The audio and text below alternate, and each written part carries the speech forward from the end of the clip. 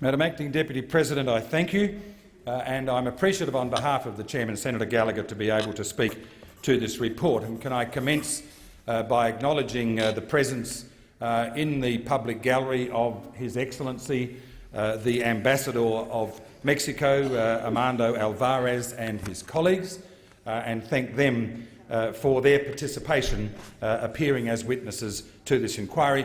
Madam Acting Deputy President, 2016 marks the 50th anniversary of diplomatic relations between Australia and Mexico, and I'm delighted to be able to report that the Prime Minister, Mr Turnbull, met with President Peña Nieto in Manila only last week, and I understand plans are underway for there to be visits between the countries at the highest level to recognise the 50th anniversary next year.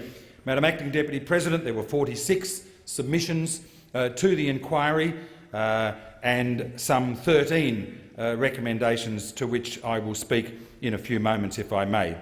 You must understand that Mexico is the 15th largest economy in the world, with a $1.3 trillion economy, predicted by some to be in the top 10 countries of the world by 2050, and an HSBC report that was handed to me only in the last 24 hours indicating that Mexico may in fact end up in the top 6 economies of the world by 2050. It is timely that we conducted this inquiry.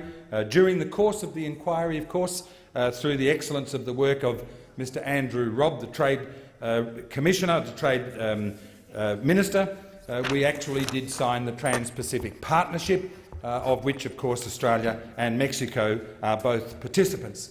You may be interested to learn the companies who are prominent in Mexico now. Macquarie, a very significant investor. Lend-Lease is constructing the tallest building in Mexico as we speak. In the energy sector, Woodside, BHP Billiton, Rio Tinto, Worley Parsons, and I had the opportunity in January of this year, Madam Acting Deputy President, to visit Mexico on what I should emphasise was a self-funded study tour, assisted by the excellence of the Embassy of Mexico in organising my visits, and strongly supported by Australia's Ambassador Tim George, and particularly the Austrade Commissioner, Mr Chris Rodwell. I had the opportunity to meet with participants both in the hard rock mining sectors and the oil and gas sectors of that country.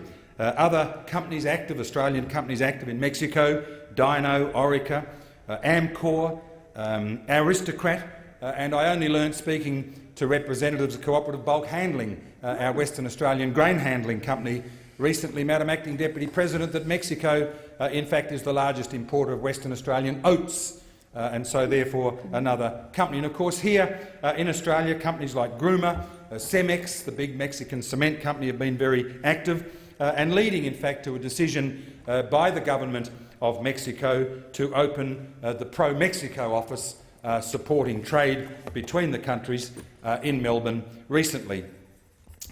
Of course, we have a 5-country arrangement between Mexico, Indonesia, the Republic of Korea, Turkey and Australia, MICTA, Madam Acting Deputy President.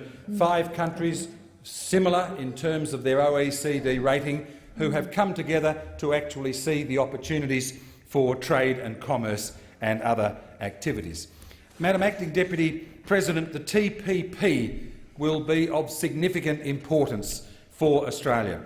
We will see, for example, a reduction in beef tariffs of some 25% in 10 years, cheese and curds of 125%, wheat 67%. We will immediately see a removal of all tariffs on pork, barley 115%, and importantly for our wine industry, we will see a reduction of 20% down to the level of 0, which Chile and Peru and America now enjoy.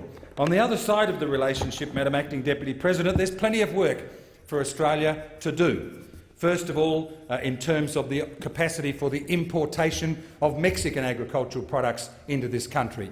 And there's an impatience now that our import risk analysis processes will actually be accelerated so that many Mexican agricultural products can find their way into our country. I want to place on notice the appreciation of the committee to the ANZ MEX Chamber of Commerce for an excellent report that they prepared and then spoke to during the inquiry in relation to the possibilities of direct air transport between Mexico and Australia. Madam Acting Deputy President, both for visitors and for freight, when that happens, it will absolutely profoundly change the relationship between our countries. At the moment, you must transit through the United States of America or Latin American, South American countries. We know in the States you just can't be in transit anymore. You actually have to get a visa to enter the United States. The cost is very, very significant, and you're looking at sort of 28 to 40 hours of travel time. So that particular report is one that the committee endorsed and has made recommendations in relation to. The other area that I want to draw attention to here, an opportunity to radically improve the visa availability for Mexicans wanting to come to this country, either for business purposes or as tourists, and indeed for student visas. And again, we make a recommendation in relation to that. On the tourism side, let me inform you that Mexico receives some 26 million visitors per year, regarded as a highly desirable and safe location. And again, I mention the question of visa and visa opportunities. The committee addressed itself to education and research.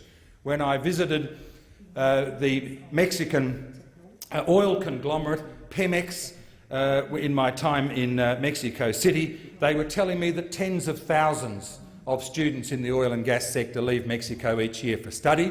And as a result of my visit and that subsequently of Trade Commissioner Rodwell, the three universities which will have enormous impact for Australia in that oil and gas sector, UWA and Curtin in our home city and the University of Queensland. And I was delighted that we received evidence from the university sector speaking about the importance of the relationship now and the potential for increased relationship in terms of research and indeed in terms of student exchange. And again, we urge that the new Colombo plan may be expanded into the future to allow Australian students to actually study in Mexico itself. When I visited the Geological Survey of Mexico, they showed me the most wonderful maps, at 1 in 250,000 and 1 in 50,000, of the metalliferous areas of Mexico, and then very proudly turned to me, Madam Acting Deputy President, and said that the software that they enabled them to actually compile these maps was that of Geoscience Australia and the CSIRO. And you can imagine how proud I felt in that space. We have MOUs between Universities Australia and Mexican universities to accelerate and promote those relationships. In the time left available to me, I want to devote some time to trade and investment, and I particularly want to pick up on a recommendation which our chair was instrumental in ensuring went into the report, and that is that additional resources be allocated to Austrade to raise awareness of the significant value chain opportunities in the Mexican automotive sector and advanced manufacturing more broadly, and to assist Australian suppliers of OEMs and the automotive aftermarket. Madam Acting Deputy President, Mexico currently produces some 3 million motor vehicles per year and is moving up to 5 million. And they said to me that they need the Australian automotive manufacturers' input into this burgeoning supply of vehicles in that country. So I concur with the Chairman, Senator Gallagher, that that certainly is an area in which we can see improvement. Madam Acting Deputy President, Australian investment in Mexico is currently, we estimate, at around $5.3 billion. There was two-way trade in 2014 of $2.5 billion, and one can only sense, as the TPP comes into force and as that relationship between the two countries grows, that we will see it expanding significantly. The Chamber should understand that in 2013, Mexico received some $35 billion in foreign direct investment in that 1 year alone. That is the level that the world community now focuses on and has confidence in Mexico. Again, I thank the Senate. I thank the Secretariat for the excellent work they did, for those who put in submissions, for those who appeared, and I thank the Chamber for the opportunity. Thank you, Senator Back.